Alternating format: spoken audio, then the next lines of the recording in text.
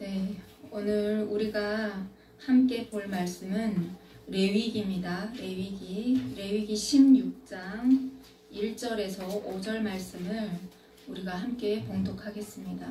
아론의 두 아들이 여호와 앞에 나아가다가 죽은 후에 여호와께서 모세에게 말씀하시니라. 여호와께서 모세에게 이르시되 내 형 아론에게 이르라. 성소에 휘장한 법궤위 속죄소 앞에 아무 때나 들어오지 말라. 그리하여 죽지 않도록 하라. 이는 내가 구름 가운데서 속죄소 위에 나타남이니라. 아론이 성소에 들어오려면 숫송아지를 속죄 제물로 삼고 숫양을 번제물로 삼고 거룩한 세마포 속옷을 입으며 세마포 속바지를 몸에 입고 세마포 띠를 띠며 세마포 간을 쓸지니 이것들은 거룩한 옷이라. 물로 그의 몸을 씻고 입을 것이며 이스라엘 자손의 회중에게서 속죄 제물로 삼기 위하여 숫염소 2마리와 번제물로 삼기 위하여 숫양 1마리를 가져갈지니라. 아멘. 네, 우리가 지난주 레위기 10장까지 봤어요. 그런데 훌쩍 뛰어넘어서 16장을 봅니다. 그 이유는 오늘 우리가 봉독했지만 어떤 말씀이 있었습니까? 이 아론의 두 아들이 죽은 이후에 일어난 일이기 때문에, 사건이기 때문에 같이 이어서 보려고 16장으로 먼저 왔습니다. 자, 우리는 지금 레위기를 보고 있습니다. 레위기는 어떤 책일까요? 하나님께서 아브라함을 부르실 때, 하나님의 나라를 건설하기 위하여 아브라함을 부르실 때 약속하셨던 그 약속이 있어요.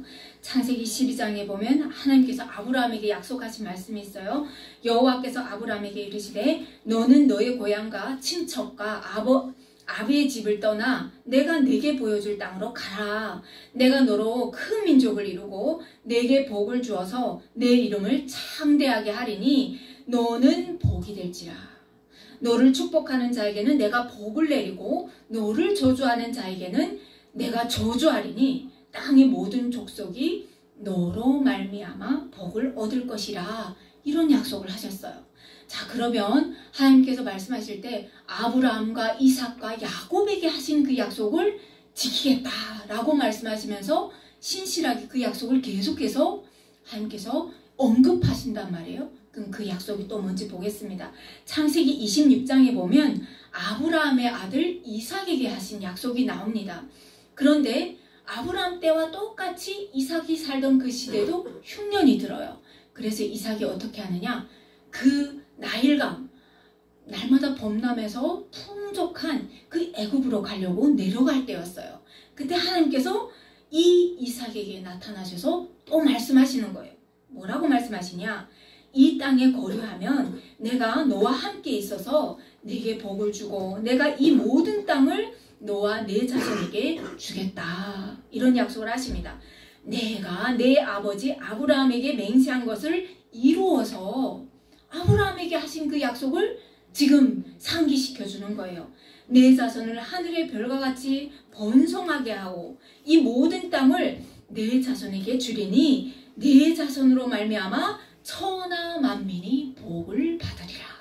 이 말씀을 합니다. 이는 아브라함이 내 말에 순종하고 내 명령과 내 계명과 내 율례와 내 법도를 지켰음이라. 그러니까 너도 애굽으로 내려가지 말고 주겠다고 약속했던 그 땅 가나안에 있으면서 하나님께서 나를 먹이고 입히시는 걸 영적 체험을 하면서 하나님 붙들고 살아라. 이 말씀을 하셨어요. 자, 그리고 야곱에게로 넘어가 보겠습니다. 28장에 보면 하나님께서 이 형 에서가 받을 그 장자의 축복을 야곱이 가로채잖아요. 그리고 내가 너를 반드시 죽이겠다라는 그 말에 무서워서 지금 외삼촌의 집으로 도망가는 길이에요. 그런 야곱에게 나타나셔서 하나님께서 또 말씀하십니다. 뭐라고 말씀하시냐? 나는 여호와니 너의 조부 아브라함의 하나님이요 너의 아버지 이삭의 하나님이라. 내가 누워있는 땅을 내가 너와 내 자손에게 주리니. 내 자손이 땅에 티끌같이 되어서 내가 서쪽과 동쪽과 북쪽과 남쪽으로 퍼져나갈 거야. 땅의 모든 족속이 너와 내 자손으로 말미암아 복을 받을 것이라. 이런 말씀을 하세요. 내가 너와 함께 있어서 내가 어디로 가든지 너를 지키며 너를 이끌어서 이 땅으로 돌아오게 할지라. 내가 내게 허락한 것을 다 이루기까지 너를 떠나지 아니하겠다. 자, 이 말씀은 동일한 약속이에요. 뭐냐? 여호와께서 아브라함에게 하셨던 그 말씀, 내 자손이 큰 민족을 이루고 하늘의 별같이 되게 하고 내가 밟았던 그 땅을 다 줄 것이며, 결국은 이 약속을 하나님께서 이루실 건데, 우리가 봤습니다. 창세기부터 지금 레위기까지 오기까지 하나님께서 말씀하시는 거예요. 뭐죠? 하나님 나라가 형성되기 위해서는 우리가 봤던 게 있어요. 임금은 하나님이 되시는데 하나님께서 그 백성을 만드시는 작업을 하신 거예요. 아브라함으로부터 시작된 하나님의 백성, 그리고 그 약속의 땅 가나안 땅으로 들어가기까지 하나님께서 이 백성이 세상법을 지키면서 사는 것이 아니라 하나님의 나라 법을 알아서 그 법대로 사는 것을 가르치는데, 그것이 무엇이었냐? 레위기라는 거죠. 레위기. 왜냐하면 이스라엘 민족은 하나님의 복의 통로잖아요. 하나님의 나라를 선포하는 복의 통로예요. 그런데 하나님의 나라 법을 몰라가지고 우리의 하나님이 나의 임금 되신 그 하나님이 어떤 하나님인지도 모르고 산다고 하면 복의 통로가 될 수 있겠어요? 안 되는 거죠. 그래서 이 레위기는 아주 중요한 장이다 라고 말씀드렸습니다. 지난주 우리가 어떤 내용의 말씀을 봤는지 기억하시나요? 우리가 봉독했잖아요. 아론의 두 아들이 죽는 제사장 위임식을 가졌는데, 그 아론의 두 아들이 하나님의 면전에서 하나님의 얼굴 앞에서 죽는 아주 놀라운 사건을 봤어요. 기억나죠? 네. 이 죽음을 통해서 우리는 어떤 교훈을 받았습니까? 아, 우리의 육신과 영혼이 둔탁해지면, 그래서 아론의 두 아들과 같은 경고망동한 삶을 살다가 결론적으로 어떻게 된다고요? 죽는다. 이게 바로 우리가 받은 교훈이었습니다. 자, 오늘 다시 사건 속으로 들어가 보겠습니다. 이 사건의 당사자는 바로 아론입니다. 두 아들을 잃었어요. 그러면 그 아론의 입장에서 여러분 생각해 볼 때 어떤 생각이 드십니까? 이대로 우리 집안은 끝인가? 우리 집안은 멸망인가? 이제 앞으로 어떻게 살아야 할 것인가? 이런 걱정이 안 들었을까요? 분명히 들었을 거예요. 아들의 죽음을 슬퍼할 새도 없다는 거예요. 이게 대체 무슨 일인가? 아니, 제사장 위임식을 받자마자 이게 대체 무슨 병고인가? 이렇게 생각 안 했겠습니까? 그럴 때 하나님께서 말씀하시는 겁니다. 너와 내 자손이 회막에 들어갈 때는 포도주나 독주를 마시지 말라. 그리하여서 너의 죽음을 면하라. 이는 너희 대대로 지킬 영원한 규례다. 그리고 오늘 우리가 봉독한 16장 2절에 이어서 보면 성소의 휘장 안 법궤 위 속죄소 앞에 아무 때나 들어오지 말라. 그리하여서 죽지 않도록 하라. 이는 내가 구름 가운데에서 속죄소 위에 늘 임재한다 말씀하시는 것. 우리가 저번에 봤습니다. PPT를 통해서 봤습니다.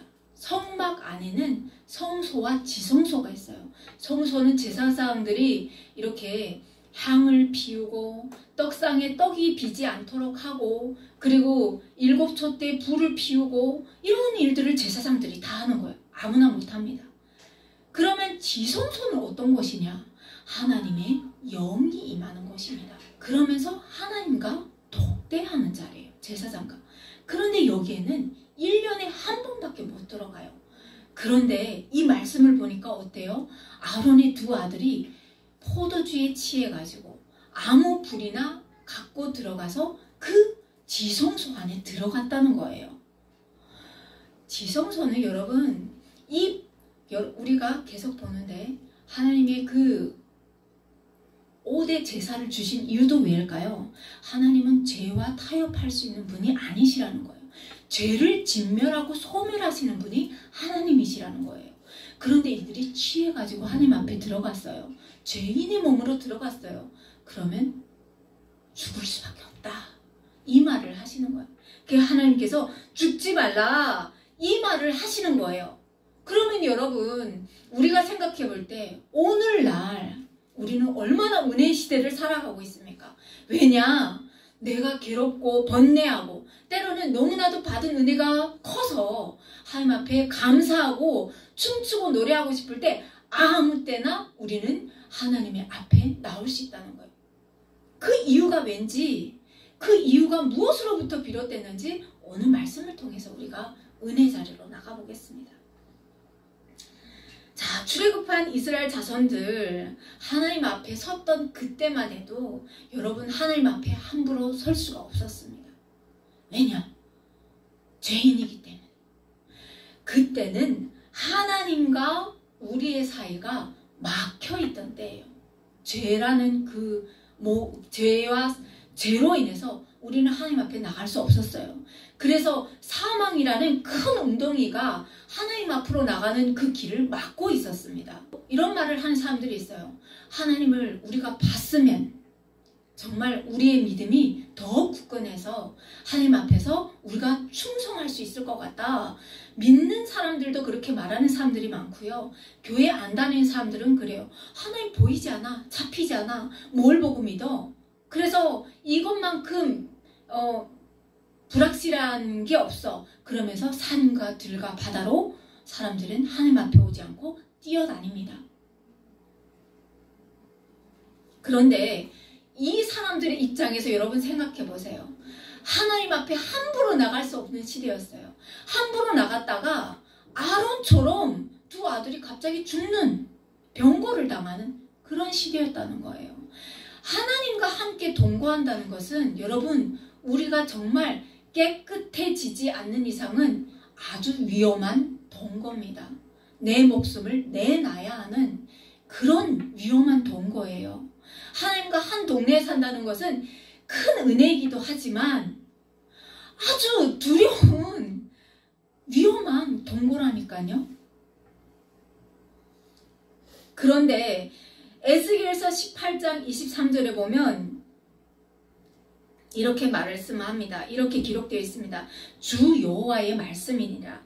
내가 어찌 악인이 죽는 것을 조금인들 기뻐하랴. 그가 돌이켜서 그 길에서 떠나 사는 것을 어찌 기뻐하지 아니하겠느냐. 이 말씀이 기록되어 있어요. 그럼 뭐죠?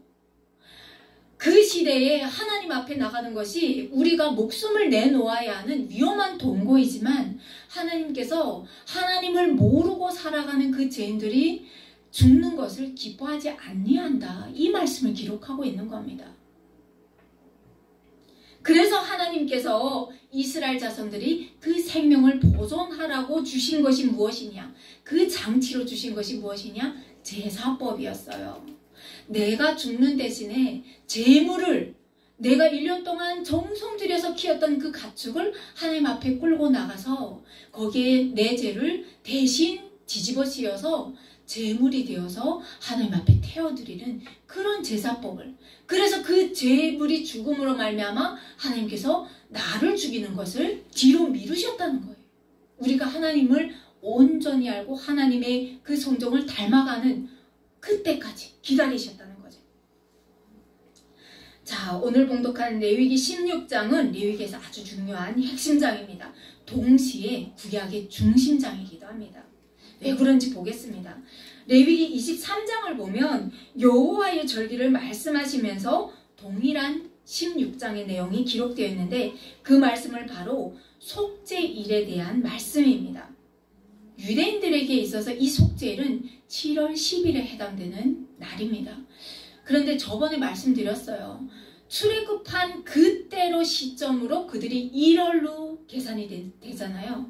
그래서 우리가 세는 태양절인 우리의 그 달력으로 계산해 볼 때 우리가 보는 달력에서는 9월에 해당이 돼요. 이들이 말하는 7월은. 그래서 2개월 정도를 우리는 이렇게 좀 앞서서 보는 절기죠. 그래서 7월 10일이 해당되는데 이들이 가장 중요하게 생각하는 안식일 중에 안식일입니다. 왜 그러냐? 자, 이들이 날마다 제물을 들고 나가서 하나님 우리가 이런 죄를 졌습니다. 용서해 주세요. 오늘로 말하면 우리가 회개하는 기도에 해당되는 거죠. 그렇게 나가지만 이들이 들고 나가는 우리 죄인이잖아요. 그러니까 그 성막에 날마다 나가서 피를 흘리고 동물을 잡고 가죽을 밟고 각을 뜯고 이러면서 번제물에 드리는데 그럼에도 불구하고 그 죄가 완전히 없어지지 않더라는 거죠. 그러니까 성막이 이스라엘 자손들이 날마다 짓는 그 죄로 말미암아서 더럽혀지는 거예요. 속죄일이라는 것은 그동안 더럽혀진 그 성막을 하나님께서 깨끗하게 정결하게 하는 날인 거예요. 그런데 제사장이 그날 나갈 때 우리가 오늘 말씀해 보니까 어떻습니까? 세마포 옷을 입는데요. 세마포 옷.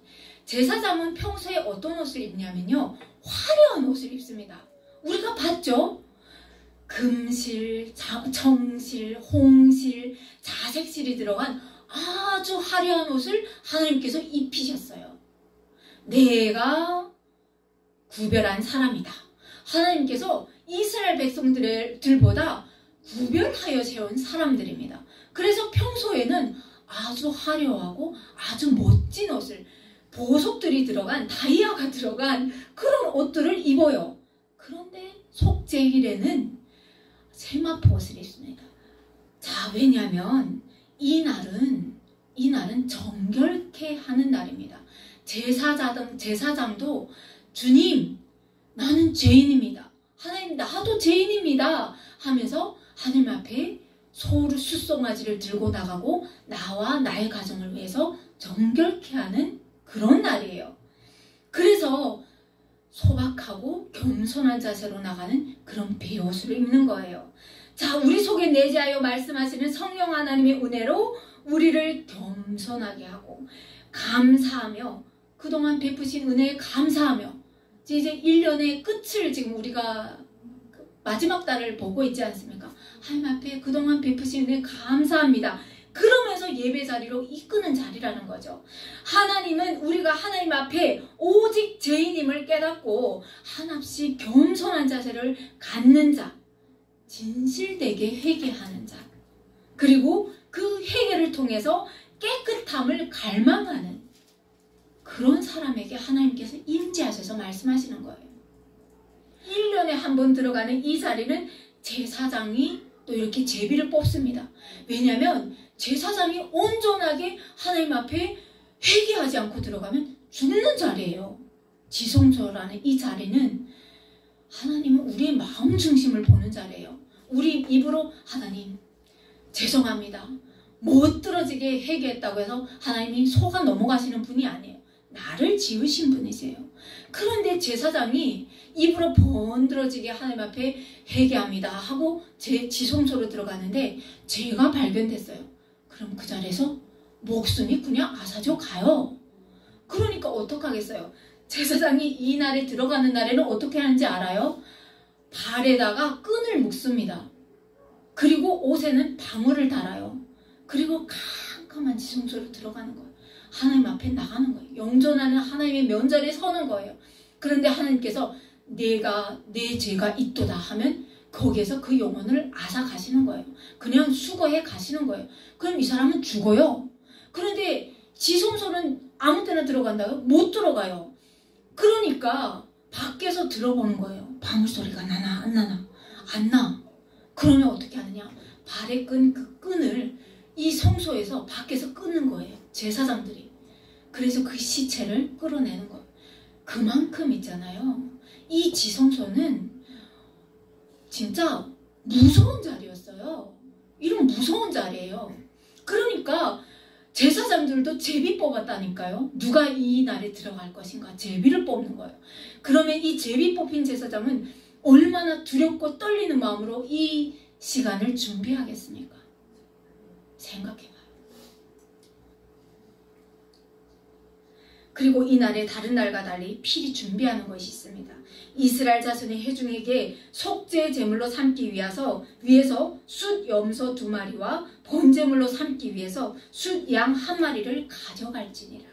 또 그 2 염소를 가지고 회막문 여호와 앞에 두고 2 염소를 위하여 제비 뽑되 한 제비는 여호와를 위하여 드리고 한 제비는 아사셀을 위하여 할지며, 이런 말씀이 기록되어 있어요.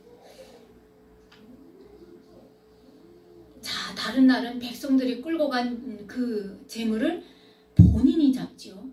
그런데 이 날은 제사장들이 잡습니다. 대제사장이 잡습니다. 대제사장은 자기와 자기 집을 위해서 숫송아지를 잡은 것처럼 이번에는 내가 백성이 일원이 되어서 그들을 대표해서 제비 뽑힌 염소도 잡습니다. 그리고 이 대하에 받은 그 피를 번제단과 성소와 지성소에 바릅니다. 이것이 무슨 의식이냐면, 성막은 아까도 말씀드렸던 것처럼 하나님 앞에 회개합니다 그러면서 나가는 자리지만, 얼룩진 이 성막을 진짜 청결케 하는 그런 자리잖아요. 그래서 온 백성의 그 죄를 사하여 주는 그런 자리입니다. 용서해 주는. 그리고 이 제사장도 하나님 앞에 나가서 백성들을 대표해서 하나님 앞에 판결받는 자리인 거예요. 판결받는 동시에 내년의 축복을 하나님 앞에 아뢰는 자리입니다. 하나님, 오늘도 올 한 해도 이른 비와 늦은 비를 주신 것처럼 내년도 하나님 이 나라 이 민족을 사랑하셔서 늦은 비와 이른 비를 주십시오. 이런 기도를 어리고, 농사가 잘 되게 해주십시오. 그리고 자녀들 많이 낳게 해주십시오. 짐승들 잘 되게 해주십시오. 이런 기도를 올리는 그런 자리예요. 대표해서 올리는 자리죠. 자, 한 마리의 염소는 지성소와 회막과 제단을 위하여 속죄 제물로 드리고, 다른 한 마리의 염소는 아론이 2 손으로 그 염소에, 백성을 대표해서 그 염소에게 안수 기도를 하는 겁니다. 백성의 모든 죄를 이 염소에게 뒤집어 씌우는 거예요.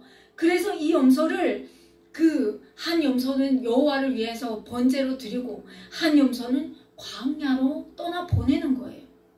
뭐냐? 이 염소를 아사셀이라고 합니다. 아사셀이라고 하는데, 이 염소를 광야로 보낼 때 그냥 보내는 게 아니에요. 백성들이 양쪽에 쫙 늘어서는 거예요.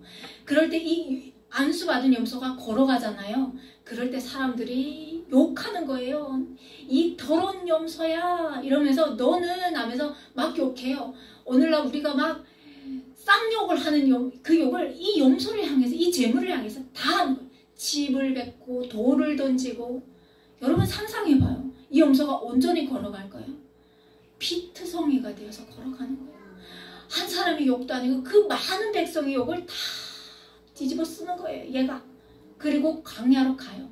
광야로 가서 어떻게 하느냐? 돌아오지 못할 곳까지 선발된 그 사람이 이 염소를 끌고 광야로 가요. 그리고 사람 못 사는 그 광야에 가면 이 염소는 버려져요. 그러면 어떻게 될까요? 광야에 물도 없어요. 먹이를 주는 풀도 없어요. 그런 광야에 던져지면 야생 짐승에게 잡혀 먹기든지, 아니면 얘가 먹을 게 없고 아무것도 없으니까 굶어 죽든지, 둘 중 안에 하나예요. 아무튼 못 돌아오고 광야에서 죽어요. 그럼 뭘까요? 이 2 염소는 그거예요. 하나님 앞에서, 하나님 우리의 죄를 용서해 주십시오 하는 그런 회개에, 그래서 내가 다시는 이 죄를 짓지 않겠습니다 하나님 앞에 결단하는 자리고, 이 광야로 던져지는 죄는, 이 염소는 뭐냐면, 이 죄물은 뭐냐면, 우리가 하나님 앞에서 하나님 잘못했어요, 용서해 주세요, 다시는 안 그럴게요 이러고 교회 문을 나가는 동시에 네가 어떻게 이럴 수 있어 이러면서 싸우는 것이 아니라 죄를 멀리하라는 거예요. 죄를 멀리하고 그 죄를 다시 짓지 말라는 거예요. 다시는 이 죄와 동무하지 않는다는 거예요. 그래서 하나님 앞에서 결단한 것처럼 우리의 신앙이 하나님에서 이 말한 것과 행동이 동일하게 하나님 앞에 드려지는 제사의 삶을 살겠다 결단하는 그런 자리인 거예요. 여러분이나 저에게 말씀하시는 거죠. 예수 그리스도로 말미암아 예수 그리스도로 믿음으로 말미암아 그 믿음으로 인해서 우리가 그냥 아무렇게 살아도 되는 것이 아니라 그 삶이 동반되지 않으면 안 된다는 말씀을 하나님은 구약에서부터 하고 있는 거예요. 그래서 레위기 18장에 보면 너희는 이 모든 일로 스스로 더럽히지 말라. 내가 너희 앞에서 쫓아내는 족속들이 이 모든 일로 말미암아 더러워졌고 그 땅도 더러워졌으므로 내가 그 악으로 말미암아 벌하고 그 땅도 스스로 그 주민을 토하여 낸다. 이런 말씀을 하시는 거예요. 이렇게 살지 못하는 삶, 땅도 토해낸대요. 그런데 오늘날 교회가 빛을 발하지 못하는 이유는 왜일까요? 우리가 세상 사람들이랑 똑같은 거예요.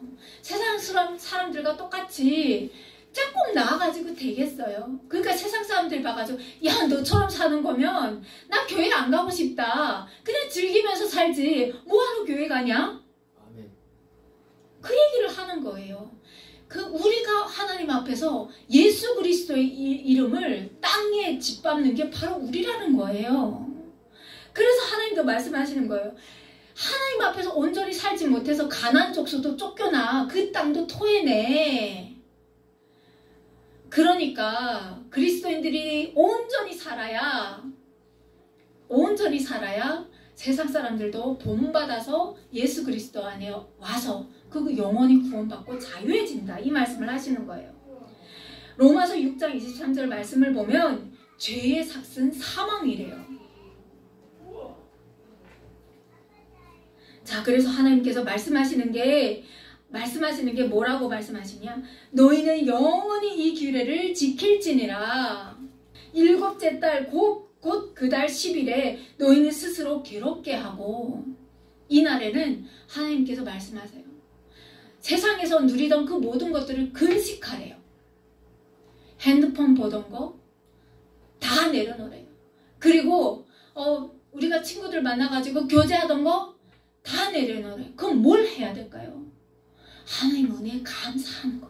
그거 하라는 거예요. 하나님 은혜에 감사하는 거. 야 하나님 안에 오니까 야 진짜 돌아보니까 다 은혜밖에 없네요. 하나님이 하셨습니다. 그리고 하나님께서 인도하실 겁니다. 이런 오직 이 은혜를 고백하면서 하나님의 그 영광을 드러내는 일을 하래요. 그래서 이걸 하되 본토인이든지 너희 중에 거류하는 거류민이든지 그렇게 하래요. 이 날에 너희를 위하여 속죄하여 너희를 정결하게 하리니 너희는 모든 죄에서 너희가 여호와 앞에 정결하리라.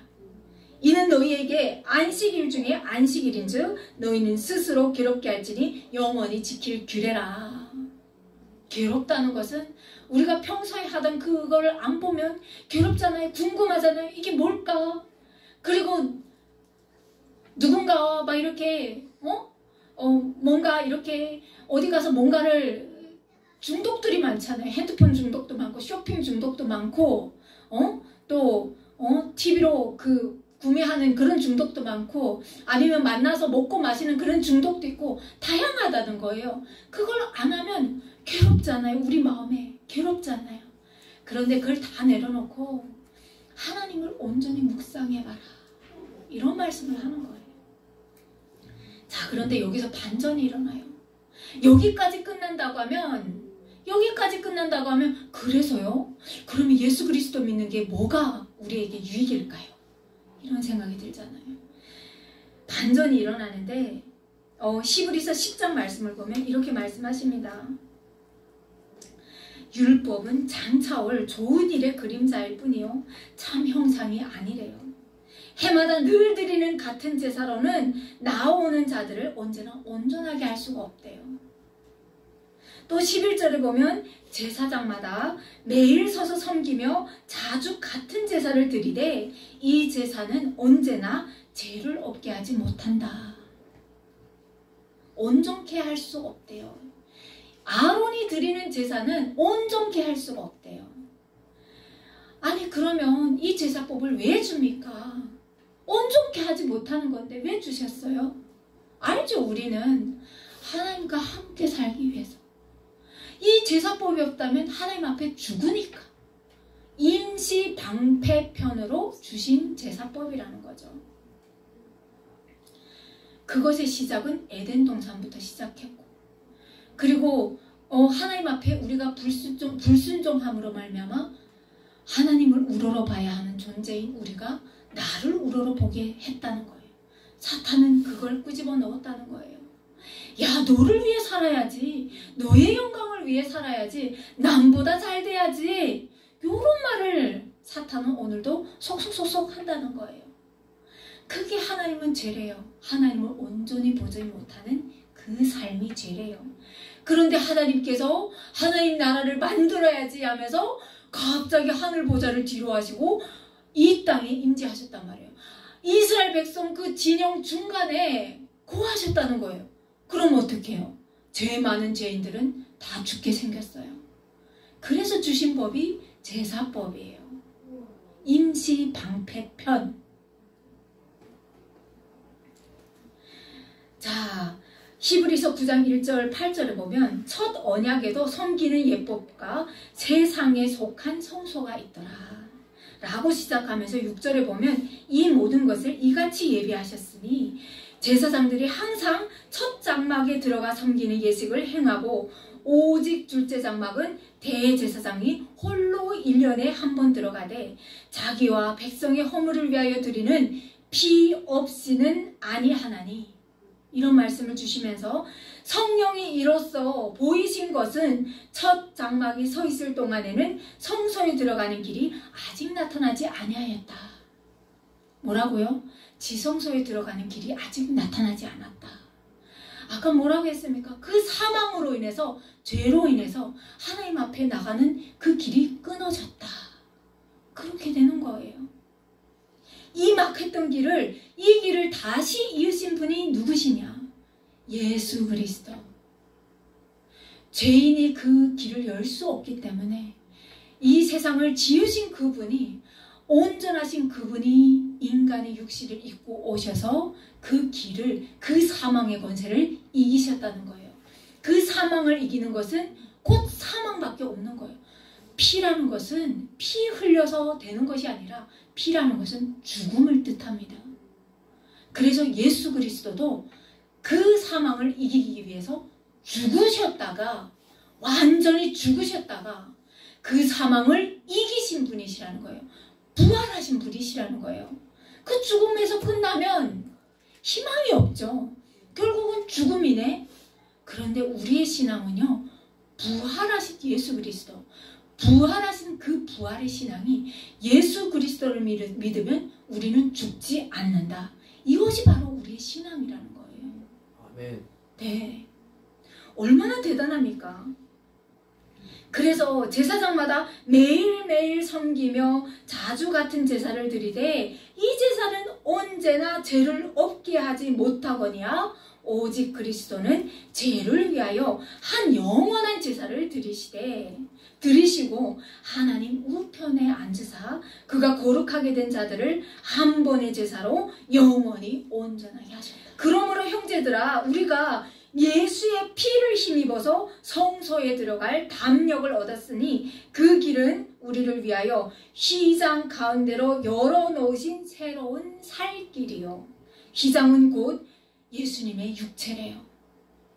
자, 또 하나님의 집 다스리는 큰 제사장이 계심에 우리가 마음의 뿌림을 받아 악한 양심으로부터 벗어나고 몸은 맑은 물로 씻음을 받았으니 참 마음과 온전한 믿음으로 하나님 앞에 나아가자. 하나님께서 우리가 죄를 짓지 않는 온전한 자라서 그래 너희 죄를 용서한다, 이게 아니라 예수님의 그 십자가 보혈로 말미암아 나는 예수 그리스도의 그 예수 그리스도로 말미암아 내 죄가 용서받았음을 믿습니다 라는 그 고백으로 말미암아 하나님께서 우리를 용서하신다는 거예요. 그래서 예수 그리스도의 피가 힘이 있는 겁니다. 그런데 여기에서 한 걸음 더 나가야 됩니다. 예수 그리스도 믿는 데서 끝나는 것이 아니라 하나님께서 말씀하시는 거예요. 스스로 괴롭게 할지니, 이 말씀은 뭐냐? 하나님을 믿는 우리 먼저 안 믿는 사람들을 위해서 우리가 먼저 하나님 앞에 세움 받았다는 거죠. 콜링 받았다는 거예요. 그래서 여러분이 지금 너무 잘하고 있어요. 복음 막 전하고 있잖아요. 하나님 앞에 나가야 돼. 거기 나가야 진정한 행복이 있어. 그 안에 공동체 들어가봐. 너무나도 재밌어. 거기가 진짜라니까. 일단 와봐. 그 결과는 누가 책임진다고요? 하나님께서 책임지십니다. 그 사람이 하나님께서 택정하신 사람이라면 그 사람이 이 공동체로 말미암아 오게 되고 열매를 맺게 한다는 거예요. 그건 하나님이 하시는 거라는 거예요. 그럼 우리는 뭐냐? 전하는 통로라는 거죠. 예수 그리스도 안에 오니까 너무 좋아. 예수 그리스도 한번 믿어봐. 세상에서 맨날 속고 맨날 그 뒤통수 맞지 말고 여기에 와봐. 여기에 참된 복음이 있어. 여기에 참된 생명이 있어. 이것을 우리가 해야 되는 사명이라는 거예요. 그런데 여기서 여러분 헷갈리지 말아야 되는 것은 우리가 뭔가를 해야 구원받나? 아닙니다. 우리가 예수 그리스도를 믿음으로 말미암아 우리는 이미 구원받은 존재예요. 그렇지만 그 구원받아서 너무 기뻐서 우리의 입술이 하나님을 찬양하면서 감사하면서 그 복음을 전하게 하신다는 거예요. 그래서 여러분 한 주를 살아갈 때도 기뻐하십시오. 한 주도 하나님과 함께 동행하는 여러분의 삶이 되기를 예수 그리스도 이름으로 소망합니다. 아멘.